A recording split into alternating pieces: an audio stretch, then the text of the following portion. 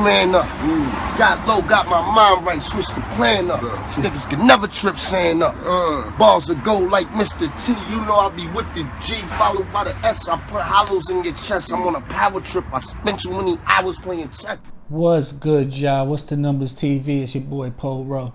Make sure you subscribe to the channel if you're not subscribed already, and like a video if you appreciate the content that Paul Rowe, What's the Numbers I provided. Today we back on the profile piece. This one is on Sandman BadCo. In this video we're going to take a look at his early years growing up in Brooklyn and Queens. Then we'll talk about Sandman's love for music and his ability to rap pretty good from a young age. We will also look at Sandman's rap career that will start to take off him a bit after appearing on some Smack DVDs back in the day. And lastly, we will take a look into the death of Sandman that caught his friends, family, and fans off guard. Guy Connell DeQuinn Jr., better known as Sandman, was born in Brooklyn, New York, and as a child would visit his father in Queens, which is where he met a lot of his lifelong friends and acquaintances at, as Queens would be like a second home to him. Sandman would attend high school in Brooklyn, spending time at a couple different schools like Boys and Girls and Franklin K. Lane. It was in high school that Sandman and his friends would really start to see that he was extremely gifted in rapping. He would rap with lots of energy for hours with or without a beat in his quest to perfect his craft and become a lyrical genius. Sandman made numerous songs and videos and created a group called BadCo, which is short for Bad Company. Soon after tightening up his business, his music career began to take off after appearing on a few different Smack DVDs. During the time of Sandman's come up, the street DVDs were probably the biggest promotional tool an artist could use, with Smack probably being the biggest platform. So it wasn't surprising when not too long after his appearances on the Smack DVDs, Sandman would get a call informing him that ByrdGang, the label ran by Dipset rapper Jim Jones, was interested in working with him.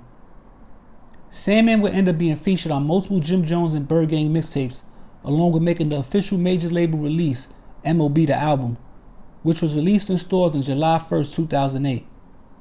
Sandman, during his time with ByrdGang, will also spend some time in jail, missing certain promotional events and video shoots.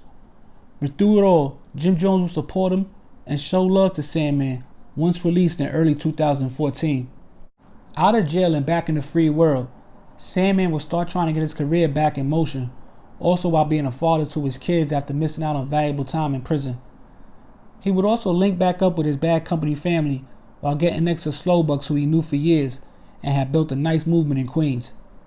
Next, Sandman will reconnect with Jim Jones in hopes of getting his buzz back to the level it was before he went to jail. But sadly, before he could accomplish that goal, Sandman passed away in March of 2016. There hasn't been a clear reason given to the public as to how Sandman passed, but rest in peace to one of the original members of ByrdGang. But yo, it's What's the Numbers TV is a quick profile piece on Sandman BadCo, Bad Company. You know what I'm saying? Used to run with ByrdGang, Dipset, Jim Jones, all that whole wave back in the day, 2008, 7. He was around, he's been around. He's actually on the main album. Now, like I said, I think he went to jail around the time the album came out, but he did make the album. He was on a few tracks on the album. If you remember the Smack DVDs, he was all over the Smack DVDs. You know what I'm saying? Sometimes people get confused if he's from Brooklyn, Queens, because I know he spent a whole lot of time in Queens. But if you go to some of his early DVDs and Smack and all that, he's definitely spent, I think, shouting out Crown Heights and stuff like that in Brooklyn. So, you know, he was back and forth, but I know he for sure was out in Queens too.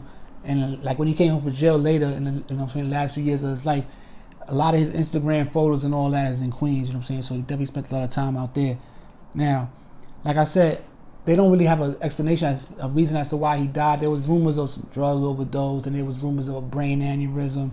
So all that's alleged. I don't know if none of that was true. I don't know what is true exactly. So that's why I said there's no clear answer as to exactly how Sandman passed away. But rest in peace to him. You know, he's rather young, I think in his 30s still. You know what I'm saying? But he was around for a while doing his thing. And, you know what I'm saying? When he came home from jail, it like he was trying to get back in the, you know, in the rhythm, getting around certain people. But it just didn't happen in the amount of time he had. So rest in peace to him. It's a quick profile piece.